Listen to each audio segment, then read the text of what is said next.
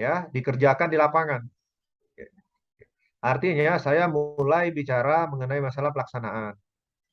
Nah, tapi kita ulangi dulu untuk kuliah yang kemarin. Jadi kemarin saya sudah menjelaskan bahwa ada yang namanya standar kepadatan. Ya, jadi sebelum tanah itu ya, kita kerjakan konstruksi perkerasan jalan di atasnya, tanah itu dia mempunyai persyaratan. Secara umum ada dua yang paling utama. Satu adalah bahwa tanah itu dia harus memiliki kekerasan yang cukup. Dari mana kita tahu bahwa tanah itu keras? Ya, dari CBR. CBR itu ya nilainya persen. CBR itu adalah ya CBR daripada suatu material. Nah, sekarang kita bicara tanah. CBR tanah. Ya, CBR daripada suatu material atau daripada suatu tanah, ya, itu menunjukkan suatu nilai, ya, berapa persen kekuatannya dibandingkan dengan kekuatan material standar. Jadi ada suatu material, ya, biasanya batu itu, zaman dulu sih batu ya. Batu itu diuji kekuatannya. Kemudian material lain itu juga diuji kekuatannya, kemudian dibandingkan. Kalau nilainya 10%, CBR-nya 10%, artinya bahwa material itu mempunyai kekuatan 10% dari kekuatan material standar, ya, yang saya bilang tadi batu. Nah, bagaimana untuk jalan raya? Untuk perkerasan lentur, ya. Untuk perkerasan lentur, sebelum kita lakukan pekerjaan konstruksi di atasnya, persyaratannya adalah bahwa tanah itu, ya, harus mempunyai CBR 6% ke atas. 6% ke atas artinya kekuatan tanah tersebut minimal 6% dari kekuatan material standar. Seperti itu ya. Oke. Nah, pertanyaannya sekarang ya, bagaimana agar supaya nilai CBR ini sampai dengan 6%? Kalau realita di lapangannya dia tidak sampai 6%, 3%, 4%. Ya. Ada dua hal yang harus dilakukan. Pertama adalah ya, rubah konstruksinya, jangan pakai konstruksi perkerasan lentur yang bahan pengikatnya aspal, tapi ganti dengan perkerasan rigid atau perkerasan beton yang bahan perekatnya adalah semen. Ya. Nanti belakangan akan kita jelaskan kenapa seperti itu.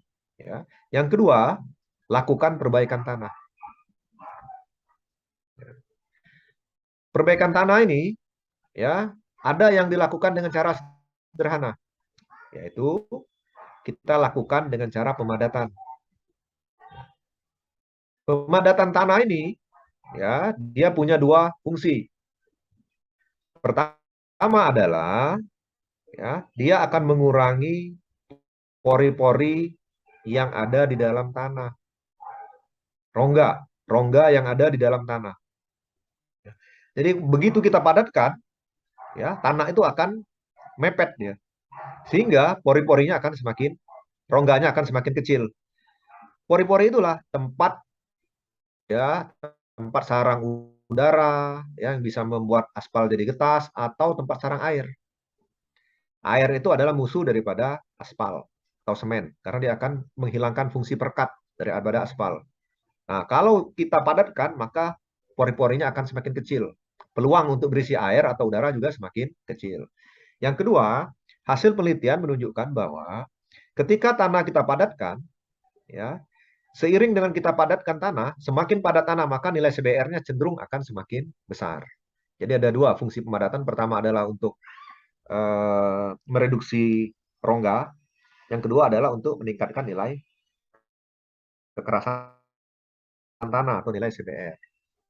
Bagaimana kalau dengan pemadatan ternyata nilainya juga masih di bawah 6%? Maka lakukan perbaikan tanah. Ya, saya akan jelaskan karena ini nanti akan dijelaskan di mata kuliah Mektan 3 kalau nggak salah, Mekanika Teknik 3. Ya, silakan saja nanti dipelajari. Ya. Prinsipnya adalah bahwa jangan membangun suatu konstruksi apapun ya sebelum tanahnya memenuhi persyaratan kekuatan. Tidak ada gunanya kita membangun konstruksi yang sedemikian bagus, sedemikian mahal, kalau ternyata tanahnya tidak bagus, ya, daya dukungnya jelek, seperti itu. Kalau ternyata memang dengan berbagai macam cara, ya, tanah itu sudah tidak bisa lagi diperbaiki, ya, maka lakukan pembuatan jalan pile slab. Ya, jadi jalan dibangun dengan tiang-tiang yang masuk ke dalam tanah. Nanti tiang-tiang itu akan mencari tanah di bagian bawah yang keras. Itulah yang menjadi daya dukungnya. Ya, jadi semacam tiang yang pancang, ya, sama-sama dengan teori tiang pancang. Nah, cuman sementara ini mahal. Ya, nilainya 400 miliar per kilometer. Nah, kalau kita, ya, sebagai perencana gampang. Cari, ya, cari trase jalan, ya, di mana kita menemui tanah yang benar-benar sulit diolah itu relatif sedikit, kecil. Sehingga kalau nanti terpaksa kita menggunakan pile slab itu tidak panjang, ya, jalannya tidak panjang. Ya. Nah, tanah-tanah lain ya kita kita bisa gunakan cara-cara perbaikan tanah. Misalnya tanahnya dicampur semen, ya, dicampur kapur, ya, itu akan mengeras. Nah, itu seperti itu, ya.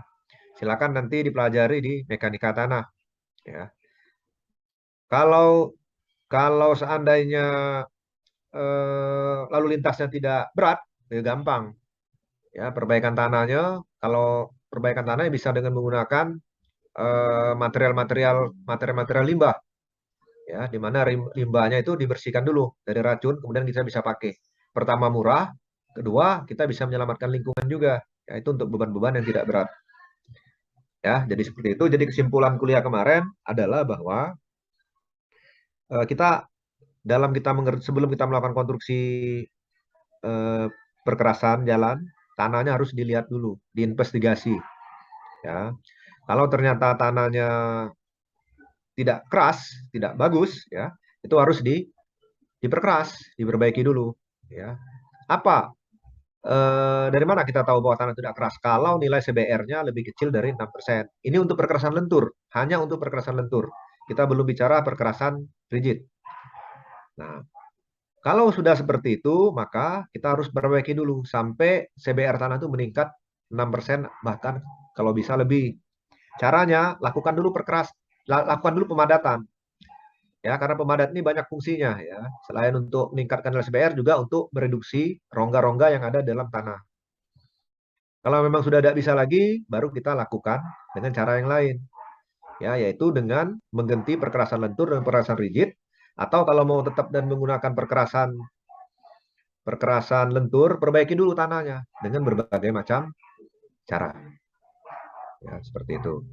Nah, nanti dihitung dulu yang mana yang lebih murah. Apakah kita akan memperbaiki tanah dulu yang lebih murah, kemudian kita bangun perkerasan lentur, ataukah kita bangun langsung perkerasan rigid, ya, seperti itu. Cara menghitungnya bukan hanya untuk biaya pembangunan awal, tapi biaya pembangunan, pemeliharaan, rehabilitasi sampai umur rencananya habis. Misalnya 10 tahun, 20 tahun, atau 30 tahun. Seperti itu. Sampai sini ada pertanyaan enggak? Ya, kalau tidak ada pertanyaan, saya mau mulai masuk ke pengantar, ya, bagaimana caranya, bagaimana material ini digunakan untuk perkerasan jalan.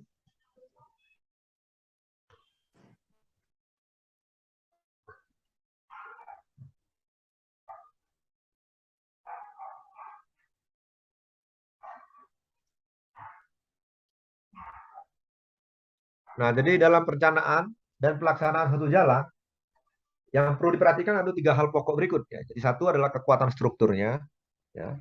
Bagaimana caranya kita bangun suatu jalan, ya, yang dia kuat menahan beban selama umur rencana. Ya. Misalnya kita rencanakan 10 tahun, ya.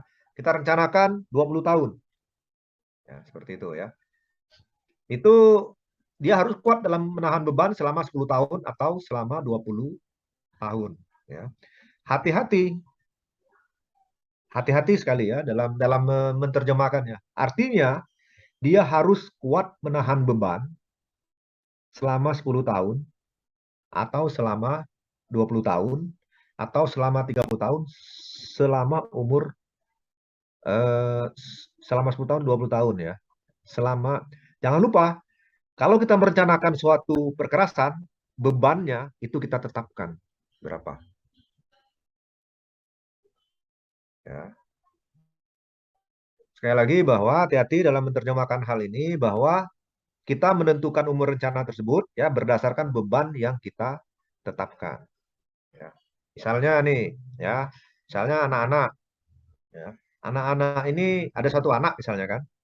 Kita sudah ukur, kita sudah hitung, kita sudah rencanakan ya. Anak ini mampu menahan beban ya, menahan 100 kilogram dalam waktu setengah jam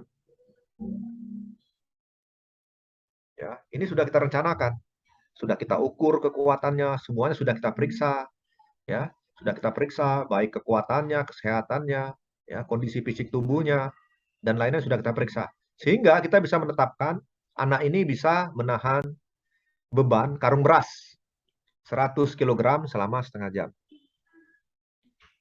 Ya. Kalau ternyata anak ini tidak mampu menahan beban selama 100 selama setengah jam, beban 100 kilogram itu, ya, berarti yang salah itu kita yang merencanakan.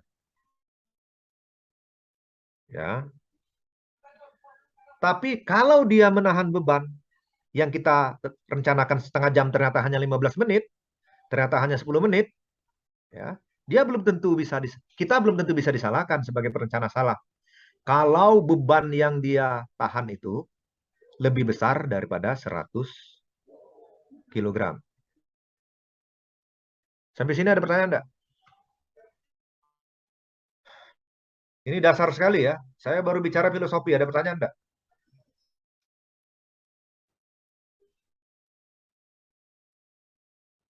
Ya. Belum ada Ani, mungkin, Pak. ada ya. Saya mau tanya ke Anissa, ada Anissa. Anissa Susila ada? Anissa Susila ada? Iya Anissa ada Pak. Susila? Ya. Anissa Susila, kalau suatu suatu suatu jalan ya, kita rencanakan 10 tahun ya, untuk jumlah kendaraan 10.000, 100.000 kendaraan. Artinya selama 10 tahun itu ya, dia mampu dilalui oleh 100.000 kendaraan standar ya. Ternyata jalan itu tidak sampai 10 tahun. Dia hanya 3 tahun sudah hancur ya. Ini Anissa sebagai perencananya yang merencanakan. Anissa sudah pasti salah atau enggak?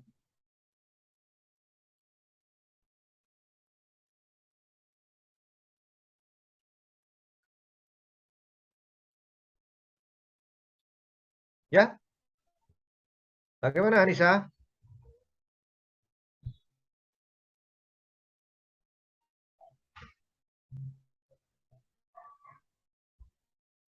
Anissa ada?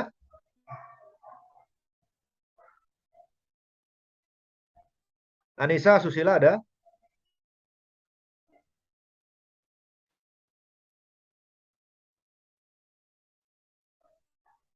Maaf Pak, bisa diulangi lagi nggak pertanyaannya?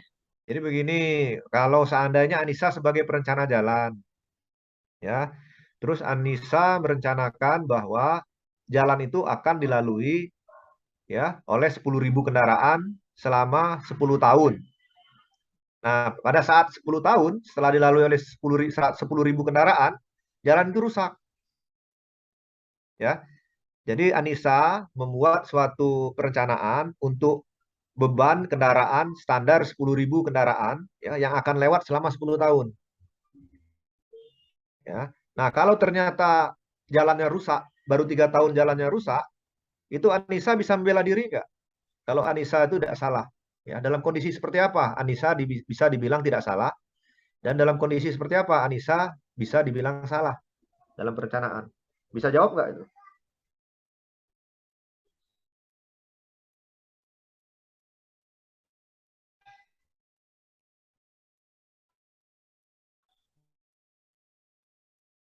Bisa jawab?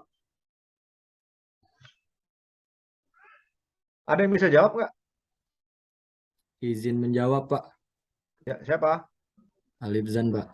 Ya, silakan Alipzan.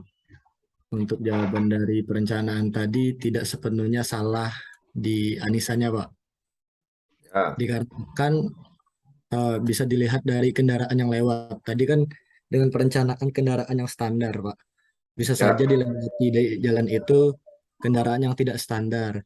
Dan juga Anissa juga dapat disalahkan jika semua kendaraan yang lewat pada jalan tersebut itu merupakan kendaraan yang standar semua, Pak. ya, betul. Ya, jadi seperti itu ya. Itu benar sekali. Jadi kalau menurut Alif Zan tadi, ya si Anissa dia tidak salah. Kalau kendaraan-kendaraan yang lewat itu ternyata lebih besar dari ya, bebannya lebih besar yang kita rencanakan. Misalnya ada kendaraan barang nih, ya dia menambah baknya 2 kali lipat, berarti tidak standar lagi. Nah itu bukan salah di Anissa, ya, tapi di salahnya di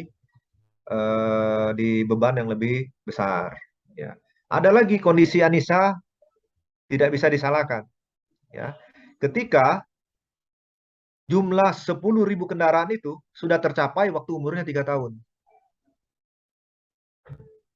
Ya.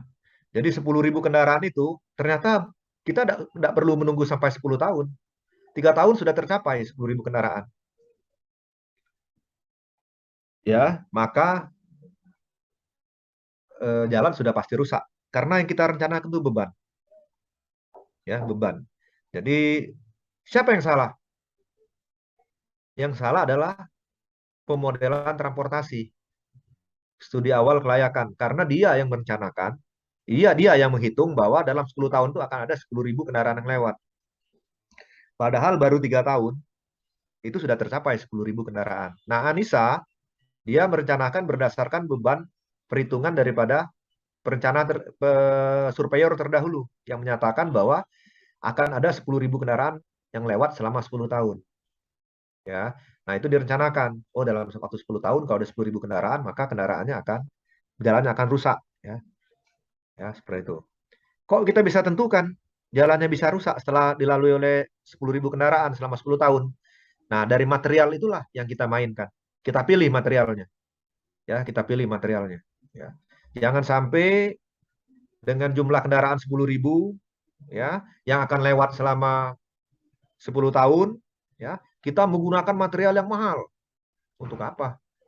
Ya.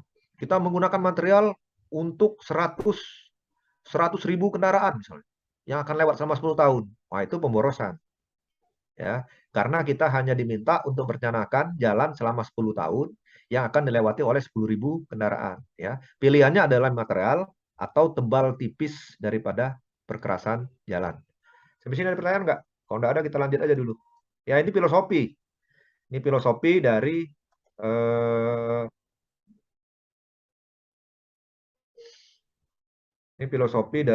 eh, perkerasan jalan.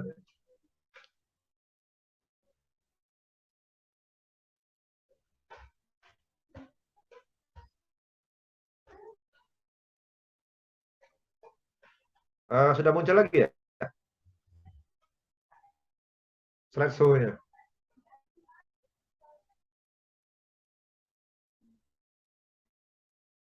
Nah, ya. Nah, jadi seperti itu. Kalau udah ada pertanyaan, saya lanjut aja. Itu yang pertama ya. Itu baru satu kekuatan strukturnya. Yang kedua adalah keadaan geometri. Ya, seperti ini. Artinya bahwa jalan ini dia harus memenuhi geometri. Apa itu geometri? Ya, kondisi ketika menikung, kondisi ketika melalui jalan yang landai ataupun jalan yang curam. Itu harus dipertimbangkan semua. Kemudian jarak pandangan menyiap ya atau jarak pandang menyiap itu perlu sekali ya. Karena kalau seandainya ada tikungan nih, ya jalannya dua, dua jalur, dua arah, ya, dua lajur, dua arah, ya. Jadi ada satu mobil dari arah, jadi ada dua arah mobil, ya, dua arah mobil. Bayangkan kalau ada tikungan, tikungannya panjang sekali. ya, tikungannya panjang dan menerus, ya. Itu kalau hitung-hitungannya, kalau 15 menit itu sudah mulai ada orang mau memotong. Ya, saya tidak tahan nih, saya mau potong kendaraan depan. Masa bodoh ada kendaraan di depan atau tidak, di sebelah tikungan atau tidak. Setengah jam sudah semakin banyak. Ya, di Amerika ada yang bilang gini, ya, kalau Anda sudah tidak tahan lagi, ya, mengiringi kendaraan lambat di depan dalam jangka waktu setengah jam, Anda frustasi, maka Anda akan mengambil risiko untuk memotong. Walaupun Anda tidak tahu, ya, di seberang di balik tikungan itu ada kendaraan dari arah berlawanan atau tidak. Ya. Apa yang terjadi kalau Anda melakukan hal tersebut? Memotong tanpa kita tahu ada kendaraan dari arah berlawanan di sebelah tikungan atau tidak. Ya. Seperti roulette Rusia. Ada kendaraan selamat, ada kendaraan selamat, ada kendaraan terjadilah kecelakaan. Ya, itu yang dibilang di Amerika. Tidak seperti itu. Ya, memang tidak persis seperti itu. Ya, karena yang namanya manusia dia punya yang namanya refleks. Ya, ada manusia ada namanya refleks, kemudian juga ada empati, kemudian ada yang namanya alat-alat keselamatan seperti rem. Jadi begitu Anda mengambil tindakan, saya motong deh, ya, saya mau motong. Tahu-tahu begitu Anda motong, pindah ke jalur lawan, tahu-tahu ada mobil dari balik tikungan, dari arah berlawanan, ya. Apa yang terjadi? Apakah terjadi tabrakan? Belum tentu. Karena Anda, anak-anak bisa mengerem, orang yang dari arah seberang juga bisa ngerem. Ya, sehingga mungkin tidak terjadi kecelakaan. Baru mungkin, ya. Peluangnya terjadi kecelakaan adalah 60 sampai 70%, kemungkinan selamatnya 30%. Jadi lebih tinggi peluang terjadinya kecelakaan dibandingkan dengan selamat apabila kita memotong ya kendaraan di depan pada saat di tikungan di mana kita tidak tahu ada kendaraan dari arah berlawanan atau tidak, ya, sehingga kita perlu menyiapkan yang namanya pandangan menyiap. Nah, nanti itu akan dipelajari di geometrik jalan. Nah, yang kedua adalah lalu lintas atau kapasitas jalan, ya. Kalau kita tidak merencanakan ini, ya kacau, ya. Karena akan terjadi kemacetan. Begitu terjadi kemacetan, maka ya terjadi kerusakan jalan. Orang-orang akan frustasi, pemborosan bahan bakar, ya, kerusakan lingkungan, asap, ya, dan lain-lain. Nah, ini semuanya harus direncanakan. Nah, tapi dalam hubungannya dengan material untuk perkerasan jalan, kita hanya membahas yang nomor satu. Ini tebal perkerasan jalannya, ya. Yang bagian atas itu yang dulu sekali orang tahu bahwa lapisan fleksibel pavement itu terdiri pada lapisan permukaan, lapisan pondasi atas, lapisan pondasi bawah, lapisan tanah dasar. Kemudian dikembangkan lagi. Lapisan permukaannya dibagi dua, ya, bisa wearing course, bisa juga binder course. Nanti akan dipelajari lebih dalam oleh Pak Mirka, Bu Debi, dan Bu Titik. Ya, silakan saja. Nah, untuk tanah dasar, ya, kita bicara tanah, ya, itu bisa berupa tanah galian, bisa juga berupa tanah timbunan. Syaratnya adalah CBR harus lebih besar daripada 5%. Kalau saya bilang 6%. 6%, jangan kurang dari 6%. Seperti itu ya. Jika CBR subgrade-nya lebih besar daripada 30%, maka kita tidak usah pakai subgrade. Langsung saja kita ke subbase. Ya, jadi kita nggak usah pakai subbase, langsung saja kita pakai base. Ini. Nih, ya, yang paling atas ini nih. Jadi begitu lapisan tanah dasarnya CBR-nya 30% atau lebih, maka lapisan pondasi bawahnya tidak usah dipakai. Ya, langsung aja ke lapisan pondasi atas atau lapisan permukaan. Jadi dia lebih tipis. Seperti itu ya.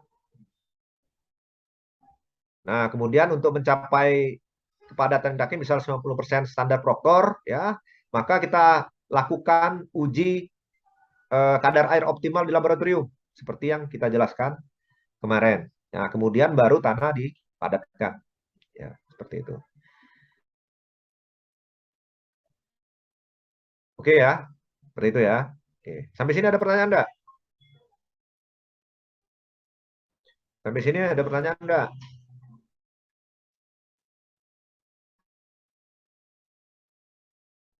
Ya. Jangan lupa ya, untuk sebelah kiri itu hanya 1 kali masuk laboratorium. Ya, yang untuk sebelah kanan, di mana terjadi timbunan, itu bisa 2 kali uji kadar air optimal di laboratorium. Jangan salah, ya. Kalau yang nomor yang sebelah kiri, yang tanah subgrade pada galian, itu hanya 1 kali, ya, pengujian kadar air optimal di laboratorium. Kalau yang di sebelah kanan itu bisa 2 kali, ya, bisa 2 kali pengujian, ya, kadar air optimum atau standar Proctor di laboratorium. Nah, kemudian ini base course, ya, seperti ini. Kalau seandainya subgrade-nya CBR-nya lebih besar daripada 30%, hilangkan fondasi subbase-nya, ya, langsung. Nah, kalau yang di bawah ini untuk subgrade CBR lebih besar daripada 50%, tapi lebih kecil daripada 30%. Kalau dia sampai 60%, ngapain ada base? Langsung aja buat perkerasan di atasnya, ya. Itu fungsinya perkerasan lapis surface itu agar supaya jalan nggak licin. Ya. Ini contoh material untuk subbase. Koral alam atau sirtu yang stabil, batu pecah, hasil crashing plan, stabilisasi tanah dengan semen kapur bila agregat sulit didapat. Seperti itu, ya.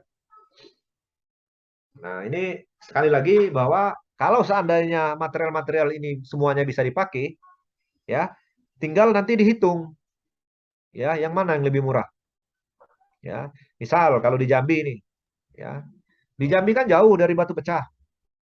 Ya, gunakan semen yang gunakan soil semen, tanah yang distabilisasi dengan semen, itu lebih murah. Tapi kalau misalnya kita berada di Sumatera Selatan, di Tanjung ini, misalnya di Lahat, ya, di daerah Batu Raja, itu banyak batu pecahnya untuk base, maka itu digunakan untuk base. Ya, jadi kalau tidak ada masalah, ya, bisa semua materialnya ada semua, itu dihitung yang mana yang lebih murah. Ya. Subbase, untuk base ada yang CTB, ada yang aspal treated base. Apa itu artinya? Ya, sudah campuran aspal yang digunakan. Sementara yang di atas masih merupakan material granular. Artinya granular dia tidak perlu tidak perlu diikat, ya, secara kuat. Tapi yang base dia sudah ada perekatnya. Ya, artinya sebaiknya yang base itu direkat. Kenapa base direkat? Agar supaya, ya, dia lebih baik dalam menahan beban. Kenapa dia perlu lebih baik menahan beban? Karena sudah semakin dekat dengan beban lalu lintas yang lalu lalang di atasnya. Ya, dia lebih berat dalam menahan beban. Seperti itu, ya. Sehingga dia perkerasan harus lebih baik. Material digunakan harus lebih baik dan diikat dengan aspal. Nah, ini fungsi lapisan permukaan. Contoh material untuk surface course, diantaranya adalah ini, aspal penetrasi, campuran aspal emulsi, campuran aspal beton. Ya. Artinya bahwa ini sudah material campuran perkerasan. Ya, campuran dari apa? Ya, dari batu, dari perekat, aspal atau semen, ya, seperti itu. Dan dengan menggunakan filler. Ya. Jadi bisa saya simpulkan bahwa yang namanya campuran aspal itu, yaitu agregat, campur aspal, campur filler, itu dilakukan di lapisan permukaan dan juga lapisan base, fondasi. Subbase boleh nggak? Boleh, ya, boleh, silakan. Perkerasan akan menjadi lebih bagus, ya, tapi lebih mahal. Seperti itu, ya. Nah, ini pekerjaan persiapan. Ya. Ini pekerjaan persiapan. Pertama dilakukan untuk meletakkan letak kuari sirtu sebagai material subbase. Seperti itu, ya. Jadi tentukan dulu di mana letak agregat, ya. Letak agregat itu di mana? Ya. Atau kita beli agregat itu di mana? Bisa juga. Ya. Nah, ini yang harus kita lakukan ketika kita melakukan pekerjaan persiapan. Ya. Termasuk AMP. AMP itu juga sama. Ya, AMP itu juga harus ditentukan letaknya di mana. Ya, artinya pada saat aspal kita ambil dari AMP, ya, dia harus tetap panas. Ya, ketika sampai di tempat penghamparan. Kenapa harus panas? Nanti kita jelaskan di kuliah berikutnya. Kenapa kalau tidak panas kita harus menolak? Ya. Jadi kalau misalnya kita di lapangan, kemudian datang aspal yang dibawa dari AMP, ya, tahu-tahu hujan, maka itu harus ditolak, ya, harus ditolak. Sebagai engineer segampang apa kita menolak AMP yang datang? Wah, sulit. Nanti saya jelaskan minggu depan, ya, kenapa sulit kita menolaknya. Ya. Nah, ini kira-kira pekerjaan persiapan. Ya. Nah, ini pekerjaan pengukuran. Ya, tidak ada suatu hal yang aneh di pengukuran. Ya, kita ukur saja. Ya. Apa alatnya? Alatnya ya teodolit. Ya, teodolit. Kalau kita jadi engineer, ya kita tidak usah pusing ukur sendiri. Sudah ada yang akan mengukur itu. Itu biasa dilakukan oleh anak-anak STM tuh. Ya, anak STM atau anak-anak D3. Itu juga akan melakukan pengukuran tersebut. Apa yang perlu kita tanya? Alatnya dikalibrasi atau tidak? Ya, serta jam terbangnya. Ya. Kalibrasi itu apa sih, Pak? Mengakuratkan. Ya. Orang datang dengan menggunakan alat, mereka ngukur dengan cara yang paling benar, tapi alatnya tidak akurat. Ya, sama juga dengan bohong. Nah, ya, seperti itu ya. Ya, sama aja dengan kamu mau ikut ujian, tahu-tahu terlambat. Mau berkeras kalian dengan pengawas ujian. Tapi Pak, jam saya ini nunjukkan jam 7 ya, tapi terlambat 2 jam. Kenapa nggak diakurkan dulu? Ya, seperti itu. Nah, sama dengan pengukuran ini yang harus dicek itu teodolitnya. Sama jam terbang kali ya. Yang akan seperti itu. Nah, ini pekerjaan subgrade.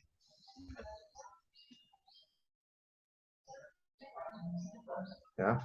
Nah, yang pekerjaan subgrade ini yang perlu sekali itu tadi ya, bahwa pada saat tanah galian itu ada kemungkinan 1 kali masuk lab, kita untuk menguji kadar optimum tanah, kadar air optimum untuk pemadatan. Kalau yang timbunan bisa mungkin 2 kali atau lebih ya.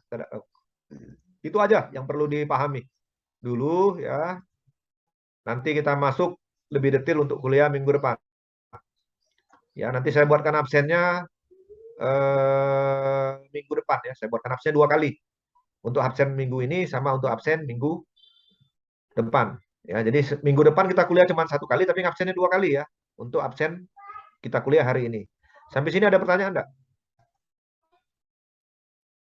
Silakan kalau ada pertanyaan. Ya, ini baru pengantar sebelum kita masuk ke pelaksanaan yang sebenarnya. Ya, bahwa sekali lagi bahwa pertama yang harus dicek itu adalah tanah. Tanah itu berdasarkan CBR. Kalau CBR-nya lebih besar daripada 6%, silakan saja dikerjakan konstruksinya. Kalau di bawah 6%, ya lakukan perbaikan tanah, lakukan pemadatan dulu, ya. Kalau memang dia tercapai 6%, ya silakan. Kalau tidak, lakukan perbaikan tanah atau rubah konstruksi perkerasan lentur menjadi konstruksi perkerasan rigid. Apa bisa kalau kita ganti perkerasan rigid? Bisa. Perkerasan rigid itu dia hanya mengisyaratkan CBR 2% sampai dengan 3%. Ya. Kok bisa, Pak? Karena dia seperti balok ya. Dia berfungsi seperti cantilever. Ya, seperti itu ya. Nah, kemudian baru kita kemudian melakukan pelaksanaan. Pada saat kita mau melakukan pekerjaan konstruksi jalan, ya, nanti ada bagian yang kita nimbun. Ada bagian yang kita menggali. Kenapa seperti itu ada galian, ada timbunan? Itu tadi, ya. Karena pada saat kita membuat jalan, ya, kita mencari kontur tanah yang terbaik. Tapi walaupun kontur tanah itu terbaik, ya, tapi tetap juga, ya, kontur tanah itu tidak rata. Ada naik, ada turun, dan segala macam. Sehingga kita perlu galian dan timbunan. Ya. Pada saat kita menggali, hati-hati. Menggali itu relatif lebih aman. Ya. Karena biasanya kita kadar air optimalnya hanya 1 kali untuk pemeriksaan laboratorium. Tapi kalau kita nimbun, itu bisa 2 kali. Seperti itu ya. Nah, kemudian setelah selesai pekerjaan tanah, kemudian baru lakukan subbase. Ya, subbase ini lapisan pondasi bawah. Ya, subbase ini perlu lakukan kalau CBR kurang dari 30%. CBR tanah dasar. Kalau dia lebih besar daripada lebih besar atau sama dengan 30%, CBR tanah dasar, subgrade, subbase dihilangkan, langsung ke base. Ya, langsung ke base. Nah, untuk base materialnya biasanya sudah di-cut ya dengan perkat. Sementara kalau subbase dia masih granular. Ya. Dan material base itu biasanya lebih baik daripada subbase. Ya. Kenapa seperti itu? Ya tadi karena dia langsung lebih dekat ke beban. Ya, sementara dan sistem penyebaran gaya itu dia semakin lebar, semakin ke bawah dia semakin melebar. Ya, apa itu artinya? Ya, semakin melebar berarti beban itu disebarkan ke tempat yang lebih luas. Ya. Sementara yang di atas, ya beban itu dia lebih terpusat. Ya. Ya. Bayangkan kalau bebannya sama, ya ditahan oleh orang lebih banyak dengan orang lebih sedikit ya sudah pasti yang lebih sedikit yang akan merasa berat. Nah, begitu dia sudah merasa berat, artinya bahwa orang-orang yang lebih sedikit harus terpilih. Ya, orang-orang yang menerima beban yang sama, tapi jumlahnya lebih banyak, tidak apa-apalah. Ya, kualitasnya agak sedikit lebih buruk dibandingkan dengan orang yang bebannya ya, menerima beban yang sama tapi lebih sedikit tadi. Ya, sama seperti kondisi di perkerasan jalan. Ya, nah kalau seandainya bebannya boleh nggak kalau misalnya kualitas dari orang yang lebih banyak nih sama dengan kualitas orang yang lebih sedikit silakan saja tapi ya kalau di perkerasan jalan dia lebih mahal. Toh untuk apa fungsinya? Ya, dengan orang sebanyak itu toh dengan kualitas yang lebih rendah dengan bayaran yang lebih murah mereka tetap bisa menahan beban seperti itu ya. Nah, seperti itu ya. Kemudian baru kita bicara ke lapisan yang permukaan. Sudah pasti lapisan permukaan ini merupakan campuran yang harus direkatkan ya. Kualitasnya harus bagus ya. Kualitas baik agregat, filler itu harus lebih baik. Ya, seperti itu. Sampai sini ada pertanyaan enggak?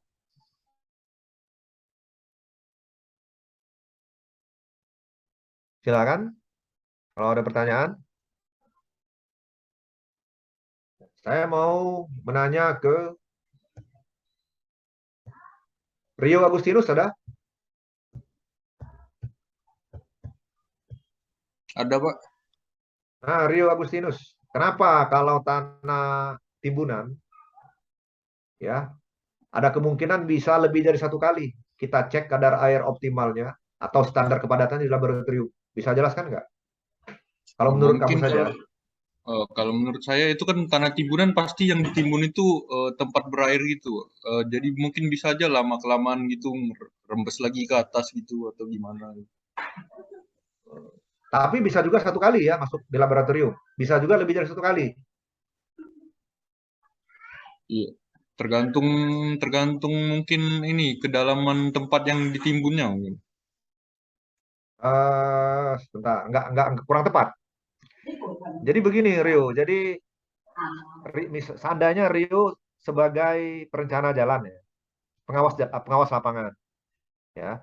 Kalau seandainya Rio menimbun tanah, ya, tapi tanah itu didatangkan dari tempat lain, artinya kan tanahnya beda, ya. Nah, karena tanahnya beda, maka dia harus dites lagi di laboratorium kadar airnya. Ya, seperti itu. Tapi bisa juga ya, kita bikin badan jalan itu tanahnya kita timbun dari daerah sekitar situ juga. Ya, tanah yang sama kita timbun saja. Ya. Nah, itu mungkin hanya satu kali. Ya, kita hanya satu kali mengecek kadar air optimal ya dan juga standar kepadatannya di laboratorium. Tapi kalau kita datangkan tanah dari tempat lain itu kasus yang lain. Ya, tanahnya beda maka harus diuji laboratorium lagi. Atau seandainya ya tanah dasarnya tanah clay yang parah, tanah lempung, tanah liat. Waktu dia musim panas dia oke lah dia keras. Tapi pada waktu dia musim hujan, dia lembut. Ya. Setahun itu bisa dua musim kan? Bisa musim panas, bisa musim hujan. Ya, pada saat musim hujan dia lembut, ya hancur lah jalan. Gimana kita mau merencanakan 10 tahun? Dalam 1 tahun saja dia sudah mulai lembut. Nah, ini ada masalah. Ya. Penyelesaiannya bisa kita perbaikin tanahnya atau tanah lempungnya kita ganti. Kita buang tanah lempung, tanah dasar itu. Kita gantikan dari tanah dari tempat lain. Begitu kita bawa tanah dari tempat lain untuk menggantikan tanah lempung tersebut sebagai tanah dasar, kita tidak bisa menggunakan kadar air tanah lempung yang sebelumnya kita periksa di laboratorium. Kita harus cek lagi tanah yang kita datangkan untuk mengganti tanah lempung tersebut. Sampai sini ada pertanyaan enggak? Ya, artinya bahwa teori ini dikembangkan. Ya, silakan saja nanti ya. Silakan saja dikembangkan. Artinya kita ada dasar ilmu, nanti pengembangannya di lapangan. Ya, seperti itu. Silakan kalau ada pertanyaan, kalau udah ada, saya mau selesai dulu sampai di sini. Ya, nanti kita sambung minggu depan. Nah, minggu depan itu kita sudah masuk dalam pelaksanaan. Bagaimana material material untuk jalan ini kita gunakan, kita pakai untuk konstruksi perkerasan jalan. Sekali lagi bahwa minggu depan absennya 2 kali, tapi kita kuliah hanya 1 kali. Ya, absen yang pertama itu untuk ngisi, untuk gantikan absen minggu ini. Absen keduanya untuk absen kita kuliah minggu depan. Ya, demikianlah. Kalau udah ada pertanyaan, saya akhiri kuliah hari ini ya. Assalamualaikum warahmatullahi wabarakatuh. Salam sejahtera, selamat sore.